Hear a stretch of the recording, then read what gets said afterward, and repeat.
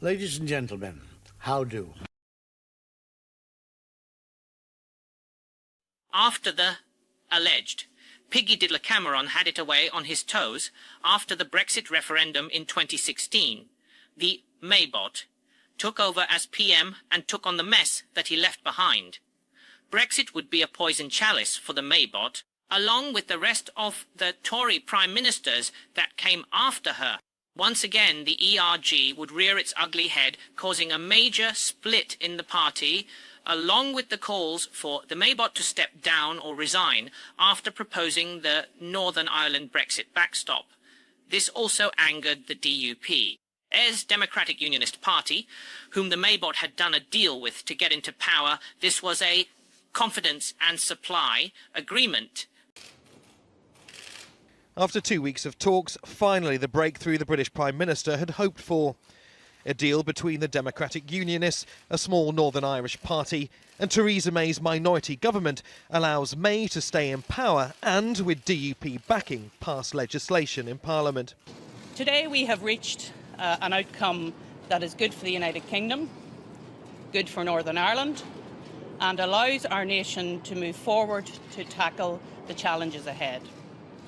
This afternoon I will be returning to Northern Ireland to continue our discussions as we attempt to re-establish the Northern Ireland Executive, because now, more than ever, our political leaders, both locally and nationally, need to work together to find solutions for all of the people we serve. Under the terms of the Good Friday Agreement that brought an end to 30 years of sectarian violence, the UK is meant to be rigorously impartial. Many Republicans believe the Conservative DUP partnership threatens to upset the political balance. They've called the deal a betrayal, destined to end in tears. But for Theresa May, it's the start of a necessary and potentially challenging partnership. Basically a £1 billion bung in a manila envelope to the DUP gangsters to keep them sweet. MayBot found herself attacked from all sides, but mostly from those within her own party who called a vote of no confidence in December of 2018. This has been a long and challenging day, but at the end of it, I'm pleased to have received the backing of my colleagues in tonight's ballot. Whilst I'm grateful for that support, a significant number of colleagues did cast a vote against me, and I've listened to what they said. Which the MayBot won by a margin of 200 to 117. The damage had been done, losing the support of over 1/3 of the party and her own foreign secretary, one spaffer. Johnson, who had been colluding with the ERG in a plot to overthrow the MayBot and install himself as party leader. The final nail in the coffin for her came when a second vote of no confidence came in January 2019. This time she barely scraped through, winning it by 325 votes to 306. Expressed its confidence in the government tonight. I do not take this responsibility lightly, and my government will continue its work to increase our prosperity, guarantee our security, and to strengthen our union.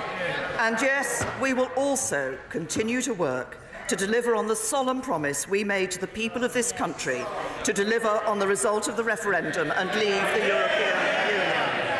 I believe this duty is shared by every member of this House, and we have a responsibility to identify a way forward that can secure the backing of the House.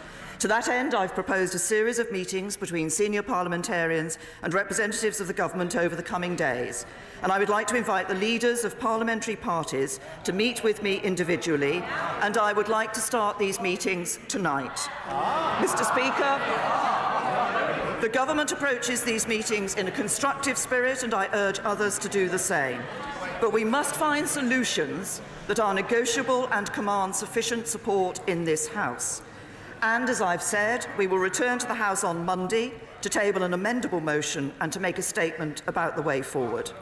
The House has put its confidence in this government. I stand ready to work with any member of this House to deliver on Brexit and ensure that this House retains the confidence of the British people. With the margin being so close, it meant that she would be a lame duck.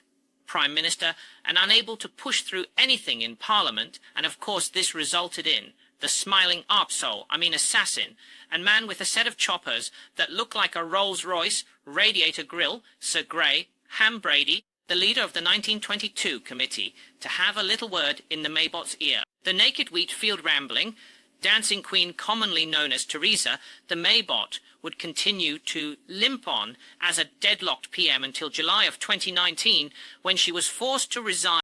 I will shortly leave the job that it has been the honour of my life to hold. The second female Prime Minister, but certainly not the last.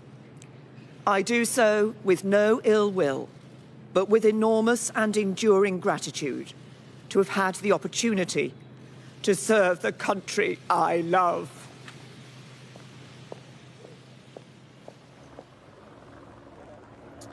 Well, a Prime Minister's voice breaking there as she announced After 60 ministerial departures, 42 of them resignations by those unhappy with the MayBot stance on Brexit.